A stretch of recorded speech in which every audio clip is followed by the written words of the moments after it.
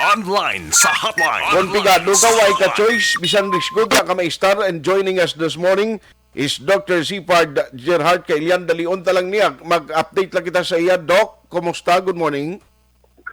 Yes, good morning, Action Art. No? Good morning sa tanan sa Palamati sa Action Art. Doc, anong latest nga update coming from the south, especially Ilog and Kabankalan? Nag-subside na gid man ang tubig to sa ila? Sa Kabankalan, no, clearing mode na sila. Pang clearing. But kahapon, ang aton mga responders, no, din-dispatch na to, bali may 40 ka-individuals na na-rescue. Yung province ka team, no?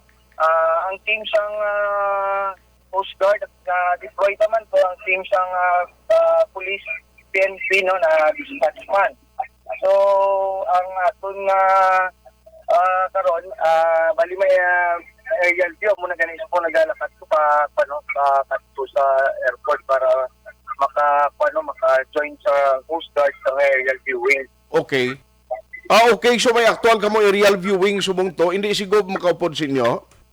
Si Gob kasi sa Army siya maupod sa Black Hawk. Aton ba lang Army. Okay. Pero may mga nabilin pa, Doc, according sa latest nga ginpadala sa mga info nga ara sa evacuation center nga way pagpabalik sa ilang mga lugar? As of now, no, nagpakulat pa ko sa data sa grounds. Okay. Ate, sige. In a way, keep us posted. Kaghalong gid kamo sa inyo sini nga aerial viewing karon.